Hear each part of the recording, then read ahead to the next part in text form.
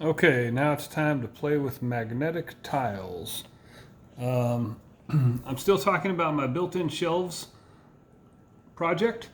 Unfortunately, though, because my wife just went to get the boys from daycare, I should have made this video before, but we taped some cardboard and slid a little desk in front of that and got cardboard on the other side too. So I'm going to show you with some toys here.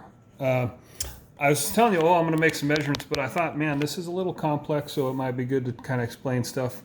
If you want to do a project like this, hopefully this will help and not confuse you. Okay, so I took all these measurements, and I'll just try to explain my notes here. So at one board, I'm talking about the boards that I'm going to buy at Home Depot. They're 4 foot by 8 foot pieces of MDF, medium density fiber board. I think is what that stands for. Okay, so I figured with one board I can do these cuts right here. And I'm excuse me, I'm just going to have them cut them lengthwise. When I get home, I'm going to really remeasure everything and cut across. But these will be 8 foot long pieces, 2 pieces that will be 12 3/4 inches wide. And what that will be is the frame. And when I say frame, I mean everything except that green. I'm going to call that the back. So basically I'm making just open cubby type things. I'm not sure if I'm going to put any shelves other than the bottom shelf, but for now they're going to be open. We'll discuss shelves, my wife and I, and decide later. So basically the frame is all the same depth, which, excuse me, was 12 3/4 on that side because I couldn't get around the studs on the other side of the thing, so I had to make it a little narrower. The wider ones will be 16 inches deep. Okay, but anyways, that's going to be 12 3/4 inch from the front of the cabinet to the back. And then I didn't even write down all the measurements, but I knew that the total I would need is 164 inches. And that's for 3 different... No, I'm sorry, it's 2. On that side, there's 2. It's going to be 2 cubby holes. So I think one of them was a total of 8. Well, they're both the same. So they're both about 82 inches to go all the way around. They're almost square. They're like 20 and 21, like 20 inches wide and 21 inches high or something like that. But, you know, I've got to have, since I have 2 holes, I've got 20 inches for the bottom, 20 inches for the top, and then the second hole, 20 inches and 20 inches, which 20 times 4 is 80, and then 21 inches high, 21 inches high times 4 is 84, which brings us to 164. So that's going to give me my frame, and then, excuse me, on that other, just because of the way the measurements work out, to use the wood that I'm going to get wisely, most efficiently, then this one cut at 17 3/4 will be the backs for the wide holes. Now I have 3 wide holes, and I'm counting those 2 on that side and 1 on the over here behind that desk is wide. If you saw the other videos, you'll know what I'm talking about. and the backs, which is going to be again that green piece, is 17 3/4 inch wide. Now it's actually the opening itself is more like whatever, 17 3/4, 17, 18. It's like 19 1/4, but the wood itself, this is going to represent 3/4 of an inch wide for this, 3/4 of an inch wide for that. So that's 1.5 inches. And I'm going to basically put that green piece, that back piece, is going to be on the inside. Can't really show you what these are magnetic. So it'll be like that.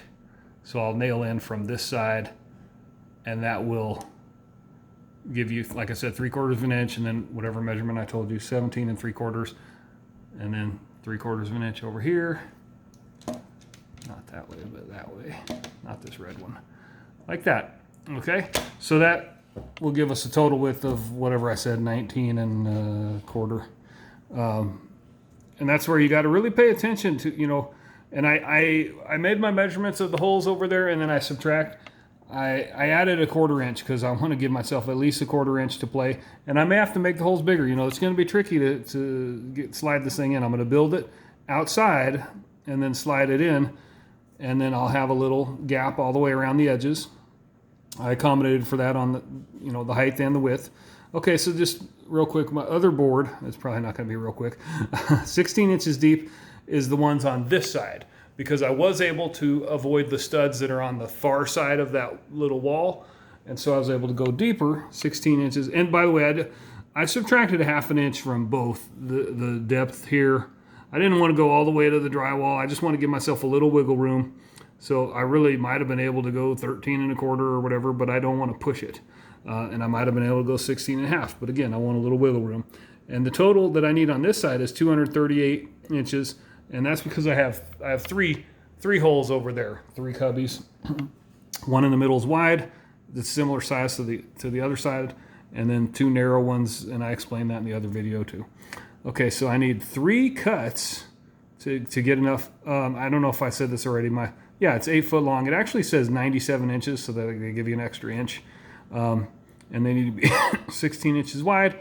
And I'm hoping that it's all quality, because 16 times 3 is 48, which is 4 feet, which is how wide the board is. Actually, again, they give you an extra inch. It says 49. I'm telling you, it says online, it says 49 by 97. So hopefully I'll be able to get those 3 cuts of 16 inches out of the one piece. And then I will have leftover, I figured, because I only need 238 inches, and I can't remember the total, but it's like 290, I don't know, 297, 290 something. So I'll have 53 extra inches of width. They'll be 16 inches wide, and then I will say, okay, take that piece, Mr. Home Depot, and cut that piece 12 1/2 inches wide, because I will need that for the backs. And when I say backs, I mean, I'll show you on this little one. The blue, that where I'm tapping with my finger, that blue, not the one on the left, but that blue. That's the back, and the narrow back is, where is it? I lost it. Narrow. Okay, it's 12 1/2 inches wide. And again, it's actually like 14 inches wide, but 3/4 of an inch on each side, here and here. So I have 12 1/2 for the back.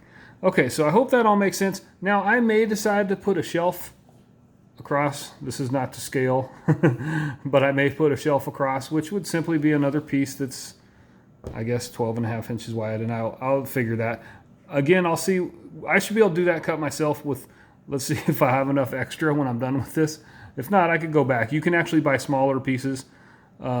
It's most cost effective to buy the bigger piece, but if I have to go back to just build a couple shelves, I may buy a smaller piece, and I can probably make those cuts myself at home. Okay, so hopefully that makes sense and you understand what I'm talking about. Okay, that's just some more notes. Yeah, I mean, I know I'm kind of rambling on in these videos, and I don't like rambling YouTube videos, but I want to make sure and explain things if you're trying to figure it out. Like I said before, I'm not a professional. I'm just kind of figure it out as I go, kind of getting it done. Please like and subscribe, and please go to my wife's website. I'll just put the link below. I'm not going to explain it again. You can watch the other videos if you want me to tell you all about it. Thanks for watching, and we'll see what happens whenever I got to go to Home Depot next. Unfortunately, our van is having some problems. It's in the shop, so I'm not sure when I'm going to get that. They had to send away for something. Hopefully I'll get that next week early, I hope. All right, thanks for watching.